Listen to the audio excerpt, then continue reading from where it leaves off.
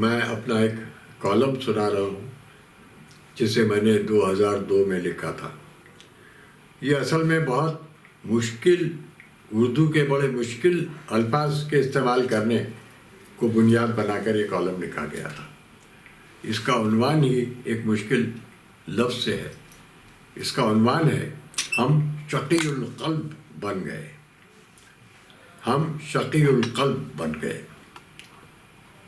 ملاحظہ فرمائیے، کچھ عرصہ پہلے ہم نے لکھا تھا کہ اردو اس اعتبار سے نہایت خطرناک زبان ہے کہ کبھی کبھار اس کے استعمال سے آدمی حوالات میں بھی پہنچ جاتا ہے۔ آپ کو یاد ہوگا کہ کچھ مہینے پہلے رامپور کے بعض اردو دان نوجوان اپنے ایک استاد کے استقبال کے لیے دہلی کے پالم ہوائی اڈے پر گئے تھے۔ ان کے استاد کے باہر نکلنے میں دیر ہونے لگی تو ایک نوجوان نے کہا، پتہ نہیں کیا مسائل ہیں کہ ان کے باہر نکلنے میں دیر ہوتی چلی جا رہی ہے۔ اس پر دوسرے نوجوان نے کہا، ہمارے ہاں مسائل کی کوئی کمی تھوڑی ہے، ہمارے پاس تو مسائل ہی مسائل ہیں۔ برابر میں کھڑے ہوئے شخص نے جب نوجوان کے منہ سے مسائل کا لفظ سنا تو اس نے سمجھا کہ نوجوان کہنا چاہ رہا ہے کہ اس کے پاس میزائلز کی کوئی کمی نہیں ہے۔ بس اتنی سی بات پر وہاں پولیس آ گئی اور نوجوانوں کو 24 گھنٹوں تک حوالات میں بند رہنا پڑا۔ بعد میں نوجوانوں کو پتہ چلا کہ مسائل کا لفظ کتنی سمسیائیں پیدا کر سکتا ہے۔ ہمیں یقین ہے کہ اس واقعے کے بعد ان نوجوانوں نے قسم کھا لی ہوگی کہ وہ اردو زبان کا لفظ مسائل کبھی اپنی زبان پر نہیں لائیں گے، چاہے مسائل کتنے ہی سنگین کیوں نہ ہو جائے۔ یوں بھی ہمارے ہاں مسائل کا حل اسی طرح تو ڈھونڈا جاتا ہے۔ ہم نے سوچا تھا کہ اس واقعے کے بعد عوام الناس اردو زبان کے الفاظ کو اپنی زبان پر لانے سے حتی الامکان گریز کریں گے، لیکن معاملہ اس کے برعکس ہوتا جا رہا ہے۔ اکثر اساتذہ کو یہ خوش فہمی ہے کہ اردو مہذب اور شائستہ لوگوں کی زبان ہے، لہٰذا وہ اپنے آپ کو بھی مہذب ثابت کرنے کی کوشش میں اپنی بات چیت میں اردو الفاظ کا بے دریغ استعمال کرنے لگے ہیں۔ حد ہو گئی کہ اکثر ٹیلی ویژن چینلوں کے سیریلز اور خبروں میں بھی اردو الفاظ دھڑلے سے استعمال ہونے لگے ہیں۔ دھڑلے سے ہماری مراد یہ ہے کہ یہاں حالت کی جمع یا حالات کی جمع حالاتوں، جذبات کی جمع جذباتوں اور احساسات کی جمع احساساتوں بنائی جانے لگی ہے۔ ہم نے ایک دن جمع کی جمع بنانے کے اس قاعدے پر اعتراض کیا تو اردو کے ایک سچے ہمدرد نے ہم سے کہا، میاں کیوں اس معاملے میں اپنا منہ کھولتے ہو؟ ان دنوں ملک کی معیشت کا یہ حال ہے کہ لوگ جمع بنانے کا قاعدہ بھولتے جا رہے ہیں۔ سارے کاروبار تفریق کے قاعدے پر چل رہے ہیں۔ تمہارے ہاں آمدنی جمع نہیں ہوتی، خرچ ہو جاتی ہے۔ بینک سے پیسہ نکالتے ہو مگر جمع نہیں کر پاتے۔ ایسے میں اگر ٹیلی ویژن چینل اردو الفاظ کی جمع بنانے لگے ہیں اور حالات کو حالاتوں اور جذبات کو جذباتوں کرنے لگے ہیں تو کہنے دو۔ اس طرح ہمارے معاشرے میں کہیں تو جمع کا قاعدہ چل رہا ہے، اسے چلنے دو، کیونکہ یہ گھاٹے کا سودا نہیں ہے۔ اس پر ہمارے منہ سے بے ساختہ یہ جملہ نکل گیا، مگر اس سے میرے احساساتوں کو دھکا پہنچنے لگا ہے۔ آپ کچھ بھی کہیں، ان دنوں بیشتر اصحاب فیشن کے طور پر اردو الفاظ کا استعمال کرنے لگے ہیں۔ ہمارے ایک بنگالی دوست سیسر بینرجی ہیں جو اردو بہت کم جانتے ہیں۔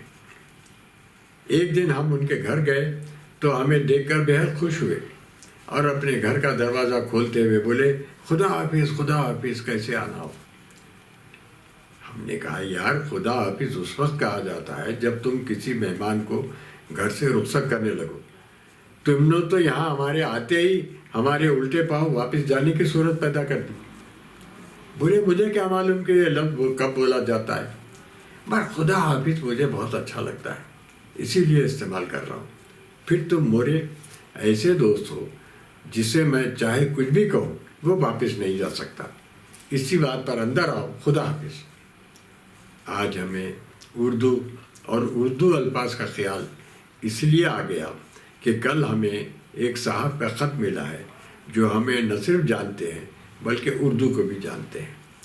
یہ اور بات ہے کہ جتنا ہمیں جانتے ہیں اردو بھی اتنی ہی جانتے ہیں، اور آپ تو جانتے ہیں کہ ان دنوں بھلے ہی اردو بولنے کا چلن عام ہوا ہو لیکن اسے لکھنے اور پڑھنے کا چلن اتنا عام نہیں رہا۔ یہ صاحب ہمارے مداح ہیں اور انہوں نے ہماری تعریف میں جو خط لکھا ہے اس کے چند جملے آپ کی خدمت میں پیش ہیں۔ محترمی، میں آپ کی تحریریں بڑے شوق سے پڑھتا ہوں جو قابل تعریف ہوتی ہیں۔ آپ ایک بے مثال شقی القلب انسان ہیں، اور سماج میں جب بھی کبھی کوئی دل خراش منظر آپ کو دکھائی دیتا ہے تو آپ کا قلب شق ہو جاتا ہے۔ آپ کی یہی شقی القلبی آپ کی تحریروں میں جان پیدا کر دیتی ہے۔ اس خط کی وجہ سے ہمیں پہلی مرتبہ احساس ہوا کہ ہم ایک شقی القلب انسان ہیں، لیکن اس میں قصور ہمارا نہیں بلکہ ہمارے مداح کی اردو کا ہے۔ ہم نے سوچا کہ بیچارے یہاں اصل میں وسیع القلب لکھنا چاہتے تھے، لیکن شقی القلب کا لفظ چونکہ انہیں بھاری بھرکم نظر آیا، لہٰذا اس کی مدد سے ہمیں سنسار کرنے کو ضروری سمجھا۔ اس خط کو پڑھ کر ہمیں ایک بھولی بسری یاد آ گئی۔ پاکستان کے مشہور شاعر اور ادیب امجد اسلام امجد نے لاہور میں ہمیں ایک قصہ سنایا تھا کہ ایک بار احمد ادیب قاسمی کے ایک شناسہ نے اپنے بیٹے کے کسی کام کے سلسلے میں احمد ادیب قاسمی سے خواہش کی کہ وہ کسی عہدیدار کو جسے قاسمی صاحب جانتے تھے ایک سفارشی خط لکھ دیں۔ قاسمی صاحب نے یہ خط لکھ کر ان کا خط لکھ دیا اور ان کے بیٹے کا کام ہو گیا۔ اس کے جواب میں ان صاحب نے احمد ادیب قاسمی کو جو شکریہ کا لمبا چوڑا خط لکھا، اس میں ایک جملہ یہ بھی تھا کہ قاسمی صاحب، آپ کی مہربانی، عنایت اور آپ کے ریشہ دبانیوں کی بدولت میرے بیٹے کا کام ہو گیا۔ آپ کا تہہ دل سے شکر گزار ہوں۔ قاسمی صاحب تو خیر سمجھ گئے کہ یہاں ان کی ریشہ دبانیوں سے کیا مراد ہے، تاہم قاسمی صاحب کے مخالفین کو کون سمجھاتا جو آئے دن ان کی ریشہ دبانیوں کا ڈنڈا پیٹتے رہتے ہیں۔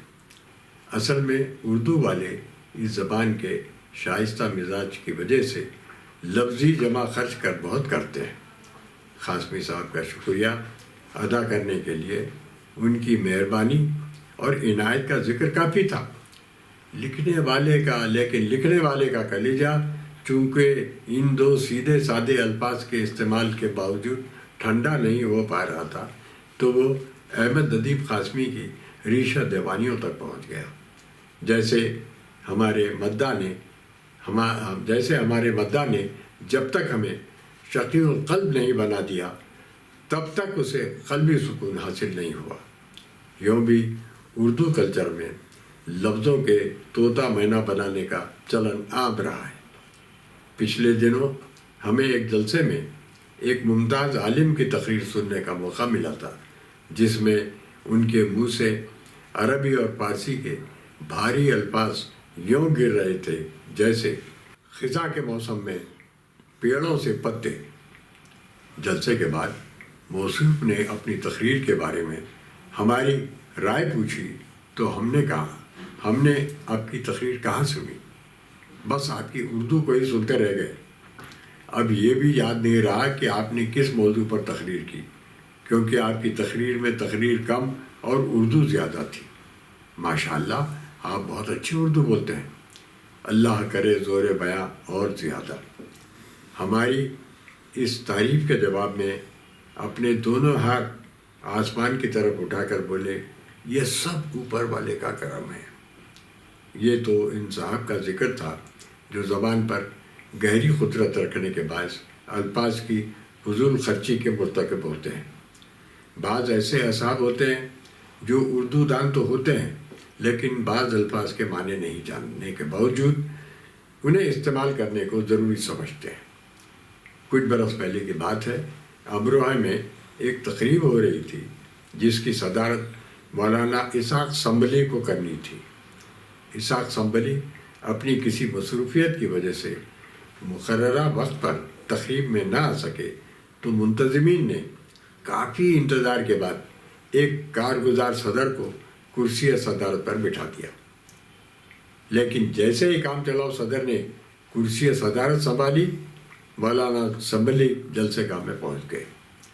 اس پر محفل کے کنوینر نے اعلان کیا، حضرات، شومی قسمت سے مولانا اسحاق سنبلی تشریف لا چکے ہیں، اب وہی اس جلسے کی صدارت کریں گے۔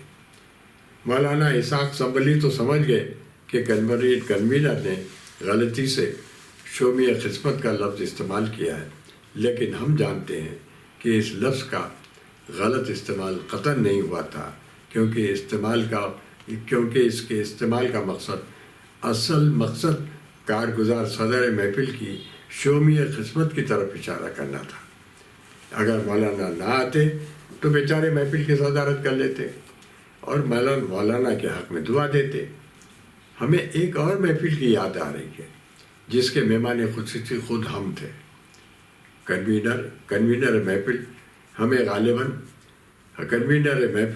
ہمیں بار بار آ جناب کہہ کر مخاطب کرنا چاہتے تھے، لیکن صرف آ جناب سے چونکہ ان کی تشفی نہیں ہو سکتی تھی تو انہوں نے ہمیں آ جانی کہہ کر مخاطب کرنا شروع کر دیا۔ کسی نے انہیں ٹوکا تو بولے، جناب یہ دنیا آنی جانی اور پانی ہے، آج اگر یہ آ جناب ہے تو کیا ہوا، اللہ نے چاہا تو ایک نہ ایک دن آ جانی بھی بن جائیں گے۔ یوں ہم نے اس دن جیتے جی اپنے آ جانی ہونے کا مزہ لوٹا۔ یہ تو آپ جانتے ہی ہیں کہ ہمارے برسر اقتدار رہنماؤں کو اکثر لوگ عزت مآب کہہ کر مخاطب کرتے ہیں۔ ایک رہنما سے جب ان کی اقتدار کی کرسی چھین گئی اور وہ ایک جلسے کی صدارت کرنے پہنچے تو جلسے کے کنوینر نے انہیں بار بار سابق عزت مآب کہہ کر مخاطب کرنا شروع کر دیا۔ ہمارے ایک دوست کے ذہن میں طوائف الملوکی کا مطلب یہ تھا کہ جب حکمران طوائفوں کے چکر میں پھنس جاتے ہیں اور ان کے اشاروں پر ناچنا شروع کر دیتے ہیں تو ملک میں ایک ایسی بد نظمی اور افراتفری پھیل جاتی ہے جسے طوائف الملوکی کہا جاتا ہے۔ بہرحال جن صاحب نے ہمیں شقی القلب بنایا ہے، یا ایسے اصحاب جو احمد ادیب قاسمی کی ریشہ دوانیوں کا شکریہ ادا کرنا چاہتے ہیں، ان سے ہماری گزارش ہے کہ وہ مطلب جانے بغیر بھاری بھرکم اردو الفاظ کا بے دریغ استعمال نہ کریں، کیونکہ اس طرح ہمارے جذباتوں کو ٹھیس پہنچتی ہے۔